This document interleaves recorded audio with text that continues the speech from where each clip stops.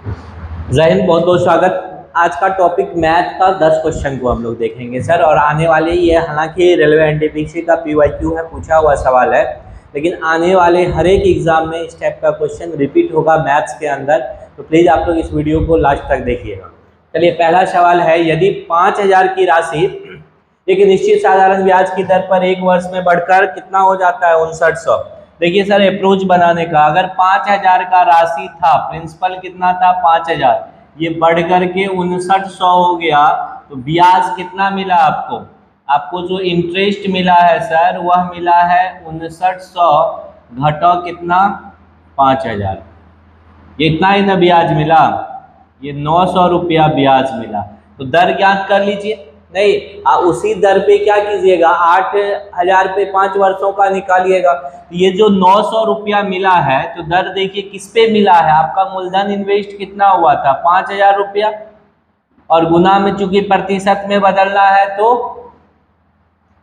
100। दर इतना ही होगा क्योंकि एक ही वर्ष की बात की जा रही है। यहाँ पे 2 जीरो से 2 जीरो, इससे ये कैंसिल, 5 से 2 बार में कट गया, 9 दूनी 18% वार्षिक दर है। कितना दर है? 18%। अब कह रहा है कि इसी दर से 5 वर्ष का 8,000 पे कितना रुपया मिलेगा? कितना हो जाएगा मिश्र धन, ये पूछ रहा है। तो 18% से 5 वर्ष में तो कितना हो जाएगा? आई बराबर हो जाएगा 18 गुना 5, यानी कि 90%। तो कोई अगर अपने आप में कितना है, 100% है अगर यह धन, तो यह कितना हो जाएगा? 90 बढ़ गया, तो मतलब 190 हो गया। तो अमाउंट जो आपसे पूछ रहा है ना क्वेश्चन, वह कितने का? 8,000 का सर। 190% निकालना दीजिए, यही क्या हो जाएगा? आंसर हो जाएगा। 2 जीरो यहाँ पुट हो गया, और 19 8 कितना होता है? 152। 15,200 रुपया कुल आपको वापस मिलेगा। कितना मिलेगा? 15,200 रुपया। आराम से बनाइएगा। हम इस पे एक टॉपिक पे बनाए हुए भी हैं वीडियो, सिंपल इंटरेस्ट पे, आराम से अब बन रहा होगा। दो संख्याओं का महत्तम 5 है, उनका लघुत्तम इतना है, एक संख्या। तो एक बात बताइए सर, दो संख्याओं का गुणनफल जो होता है, दो, ये नंबर सिस्टम, ये एलसीएम एचसीएफ का क्वेश्चन हो गया। दो संख्याओं का गुणनफल जो होता है ना, वह गुणनफल किसके बराबर होता है? उसी संख्या के एलसीएम और एचसीएफ का। तो दूसरी संख्या पूछ रहा है ना, सेकेंड नंबर जो होगा वह सेकेंड नंबर हो जाएगा एलसीएम गुना एचसीएफ, और बट्टे में पहली संख्या यानी फर्स्ट नंबर। होगा कि नहीं होगा? होगा। होगा तो एलसीएम कितना दे रखा है क्वेश्चन ने? 750 है। एचसीएफ 5 है। पहली संख्या कितना दे रखा है क्वेश्चन ने? 125 है। चलिए 125 लिख लीजिए। और कुछ है क्या? नहीं है। तो ये कैंसिल आउट होगा, 25 बार में कट गया, 25 तिया 75, कितने बार में कट गया? 30 बार में कट गया। तो दूसरी संख्या कितना है आपका? 30 है। पहली संख्या 125 और दूसरी संख्या सर आपका 30 है, यानी कि ऑप्शन नंबर डी बिल्कुल सही है। यही अप्रोच है, चीजों को माइंड में रखिएगा। अगला सवाल लेते हैं। अगला सवाल कह रहा है सर आपको, बहुत ही अच्छा सवाल है, इसको पढ़ा जाए। सवाल कह रहा है, किसी स्कूल में 20 शिक्षक हैं, ठीक है, जो कि गणित या भौतिकी पढ़ाते हैं। इसमें से 4 शिक्षक केवल गणित पढ़ाते हैं, 4 शिक्षक भौतिकी और गणित दोनों पढ़ाते हैं। कितने शिक्षक? तो इसको वेन डायग्राम से बना देते हैं, आराम से बन जाएगा। देखिए, ये आपका गणित वाला पार्ट हो गया। ये क्या है सर? गणित है। ये क्या है? भौतिकी है। और ये जो है ना, ये दोनों है कॉमन। तो केवल गणित, इसमें से 4 शिक्षक केवल गणित पढ़ाते हैं और 4 शिक्षक दोनों पढ़ाते हैं। यहाँ देखिए क्लियरली लिखा हुआ है कि 4 शिक्षक दोनों, तो दोनों वाला रीजन ये है। और कुल मिला के कितने शिक्षक हैं? 20। तो 4 4 8, रेस्ट कितना बच गया सर? 12। 12 शिक्षक केवल और केवल क्या पढ़ाते हैं? भौतिकी पढ़ाते हैं। 12 शिक्षक, वेन डायग्राम से अच्छा मेथड ही नहीं है इस क्वेश्चन के लिए। 12 शिक्षक ऐसे हैं जो केवल और केवल भौतिकी पढ़ाते हैं। अगला सवाल देखिए, त्रिभुज का देखिए आपको 3 ये शीर्ष दे रखा है क्वेश्चन ने, और आपसे पूछ रहा है क्या? उसका क्षेत्रफल बताना है। तो अब अगर त्रिभुज वाला फॉर्मूला पे जाइएगा तो बहुत टाइम लगेगा, इसको एकदम इत्मीनान से कितना इजी वे में हो जाएगा देखिए। इसका थोड़ा सा फिगर ड्रॉ कर लीजिए। पहला बिंदु 1 0, 1 0 यहाँ कहीं होगा, ये 1 और 0 है, x 1 है y 0 है। दूसरा बिंदु -1 और 0 इधर होगा, -1 और 0। और तीसरा बिंदु 0 1 यहाँ होगा, ये 0 और 1 हो गया। इसको मिला करके एक त्रिभुज बन गया। इसी त्रिभुज का क्षेत्रफल बताना है। तो सर ये 1 यूनिट है, ये 1 यूनिट, तो बेस कितना यूनिट हो गया, 2 इकाई। बेस कितना इकाई हो गया, 2। और यहाँ से यहाँ तक ये 1 है, तो हाइट कितना हो गया, 1। क्षेत्रफल क्या होता है, 1/2। ये देखिए 1/2 आधार गुना ऊंचाई, 1/2 आधार गुना ऊंचाई। 1/2 आधार कितना है, 1 1 2 यूनिट, ऊंचाई 1 है, तो 1 गुना 1, 1 वर्ग इकाई इसका क्षेत्रफल। अगर फिगर से बनाए तो कितना आसानी से बन गया। फॉर्मूला अगर लगाते त्रिभुज का क्षेत्रफल बराबर ये ना, तो बहुत लंबा जाता। तो इस क्षेत्रफल वाला अगर क्षेत्रफल का फॉर्मूला यूज करते हैं तो बहुत लंबा जाने वाला है। तो इससे अच्छा यही अगर फिगर बन गया तो बहुत साधारण सा और बहुत सिंपल वे में क्वेश्चन बन गया आपका। अगला सवाल लेते हैं, 5 नंबर का सवाल है। पढ़ा जाए सर सवाल को। कह रहा है 2 संख्याओं का महत्तम 11 है, उनका लघुत्तम इतना है, उनमें से एक संख्या दूसरी संख्या। फिर तो वही क्वेश्चन रिपीट हो गया कि दूसरी संख्या बराबर, अभी हम लोग पढ़े हैं, अभी एक क्वेश्चन डिस्कस किए हैं कि दूसरी संख्या बराबर क्या हो जाता है, एलसीएम गुना एचसीएफ बटे में फर्स्ट नंबर, यानी पहली संख्या, हिंदी में लिख देते हैं।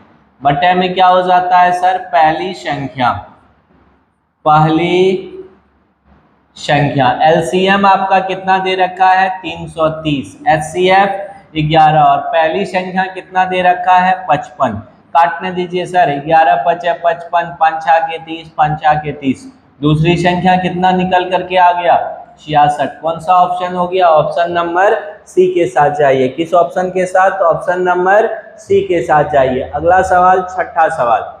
अच्छा सवाल को मिक्स किए हैं, किसी भी कंपटीशन को देने जा रहे हैं तो आप देख करके जाइए, प्रैक्टिस तो जरूर कर लीजिएगा सर, क्योंकि practice makes a man perfect. जितना ज़्यादा हम लोग प्रैक्टिस करेंगे ना, उतना ज़्यादा एग्जाम में, क्वेश्चन एग्जाम में यही आएगा ये गारंटी नहीं है, लेकिन अगर टाइप का प्रैक्टिस रहता है ना तो क्वेश्चन इजीली बनता है। और कंपटीशन का अनुभव बता रहा हूँ, इसलिए इसको देख करके जाइए। 672 और 120 का एलसीएम पूछ दिया, मन गदगद हो गया होगा।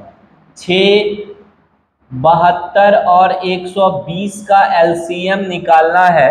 तो एक बात हम बताए हैं, अगर एलसीएम एचसीएफ का मेरा वीडियो पड़ा हुआ है, आप देख लीजिएगा कि या तो दी हुई संख्याओं में सबसे बड़ी संख्या एलसीएम होगी सर, या उसी का कोई क्या होगा, गुणनफल होगा। तो इसको तरीका क्या है जानने का, वो देखिए 672 120 आप चाहे तो कर सकते हैं, नहीं तो इसको हम तोड़ देते हैं 2 गुना 3।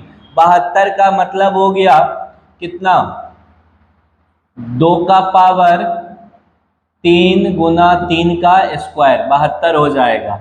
और 120 को तोड़िएगा ना सर तो कितना हो जाएगा बताइए। तो 120 को अगर तोड़िएगा तो 2 का पावर 3 8 हो गया, 8 तिया 24, 5 120 हो जाएगा 2 का पावर। तो देखिए 2 का पावर मैक्सिमम तो इसी के पास है, 2 तीनों में है, लेकिन अधिकतम पावर होना चाहिए इसके पास है। चलिए ठीक है, 3 का अधिकतम पावर इसके पास होना चाहिए, नहीं है। 3 का पावर छोटका इसके पास है ना, ये 3 का स्क्वायर भी क्या होना चाहिए इसमें, यानी एक 3 की कमी है तो एक 3 डाल दिए। अच्छा 5 तो इसी के पास है, 5 नहीं गुना करेंगे क्योंकि इसी में है, अगर किसी दूसरे में होता तो गुना करते, 5 गुना करने की जरूरत नहीं है। तो यही एलसीएम हो गया, कितना हो गया इसका एलसीएम 360 करके देख लीजिएगा, इसका एलसीएम कितना आएगा 360 आएगा। 5 तब गुना करना होता अगर पड़ोसी वाले में किसी में एक में होता और इसके पास नहीं होता, इसके पास है, जो नहीं है केवल वो गुना करना है, 160 हो जाएगा। अगला सवाल लेते हैं, अच्छा सवाल है ये, इसको देखिएगा ध्यान से। कह रहा है सर एक रेलगाड़ी 600 मीटर और 200 मीटर लंबे दो पुलों को क्रमशः 80 सेकेंड और 40 सेकेंड में पार कर जाती है। तो एक बात बताइए, समय का अंतर कितना है? 40 सेकेंड का। अगर समय का अंतर हम आपसे पूछे सर T2 माइनस T1, तो आप कहिएगा या T1 माइनस T2 समय कितने का अंतर है? तो 80 घटाओ 40, कितने का? 40 सेकेंड का अंतर है। समय में कितने का अंतर है? 40 सेकेंड में। और ये जो डिस्टेंस कवर कर रहा है उसमें कितने का अंतर है? डिस्टेंस में कितने का अंतर है सर बताइए तो? 600 माइनस 200 कितने का? 400 का। ये जो समय का अंतर है इसी को पार करने में उसको कितना लग रहा है? ये जो 20-40 सेकेंड ज्यादा लगा वो ये 400 मीटर को ही पार करने में लेता है कि नहीं लेता है? तो इसका स्पीड बताइए सर कितना हो जाएगा? इसका स्पीड जो है वह 400, अगर हम स्पीड यानी कि चाल की बात करें तो 400/40 हो जाएगा। कितना हो गया? 10 मीटर प्रति सेकेंड की चाल से वो गाड़ी चलता है। तो एक बात बताइए, 10 मीटर प्रति सेकेंड की चाल से चलता है तो 80 सेकेंड में उसको 800 मीटर दूरी कवर करना चाहिए था, और 40 में कितना कवर करना चाहिए था? 40 सेकेंड में 400, कितना कितना? 800 और 400 करना चाहिए था। तो ये लेकिन कर कितना रहा है? 600 और 200। इसका मतलब जो दोनों में 200 कम है ना सर, करना चाहिए था कितना? 800। इस स्पीड से उसको डिस्टेंस कवर करना था 800, परंतु वो कर रहा है 600। इसका मतलब ट्रेन की लंबाई अगर पूछे ना, ये अच्छा सवाल बनता है सर। ट्रेन की लंबाई की अगर बात करें ना तो वो 800 घटाओ जो 200 कम किया है वो एक्चुअली उसका लंबाई है। वो 200 मीटर ट्रेन की क्या है? लंबाई है। इसीलिए वो दोनों केस में 200 मीटर कम दूरी तय किया है। यही अप्रोच रखिएगा कंपटीशन में तो समय बच जाएगा आपका। क्या समझे? पहले चाल निकाल लिए। चाल कैसे? दोनों समय का अंतर, दोनों दूरी का अंतर 10 मीटर प्रति सेकेंड। अब इस समय से अगर 80 सेकेंड में हम बात करें तो उसको 800 मीटर किसी एक समय पे कर दीजिएगा, अपना एक काम हो जाएगा। इस चाल से अगर हम बात करें तो उसको कितना करना था? 800 मीटर डिस्टेंस, लेकिन वो किया कितना? 600। वो 200 कहाँ गया? उसकी लंबाई है। 200 कहाँ गया? उस ट्रेन की लंबाई है सर।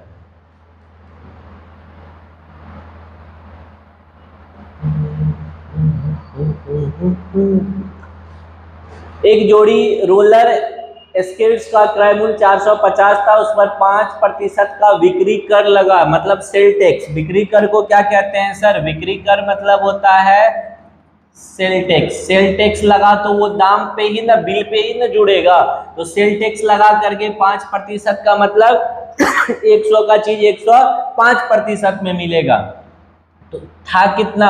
450 रुपया। अब आपको वो कितने में मिलेगा? 105 बट्टे में 100। 10 से 10 कट गया, 5 से गुना कर दीजिए, 25।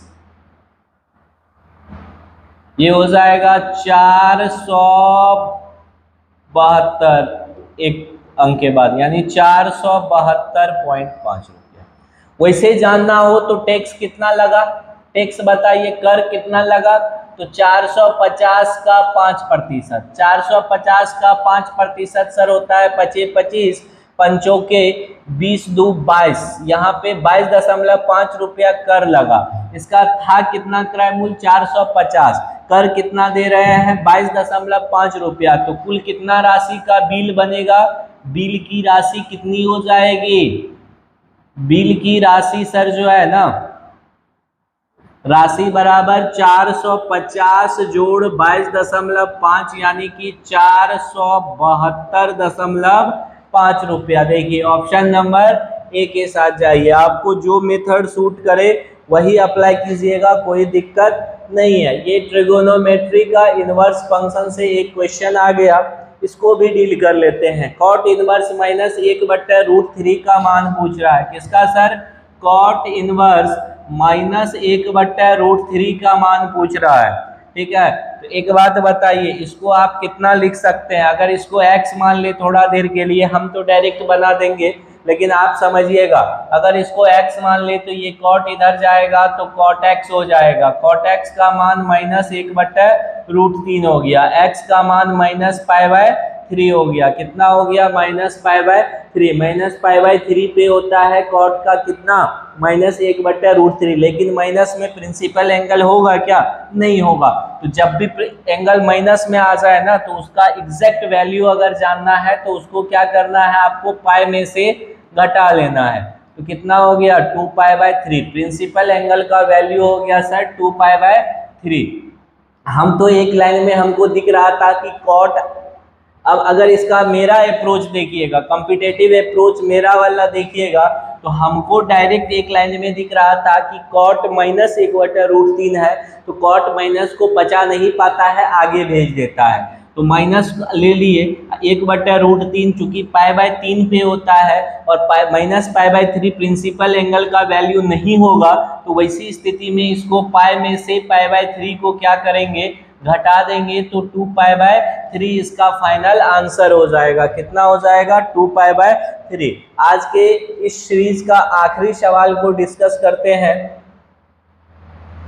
अच्छा सवाल है, 10 नंबर का सवाल।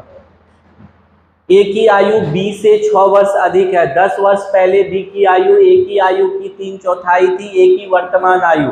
सर क्वेश्चन इस पे भी आप काम कर सकते हैं।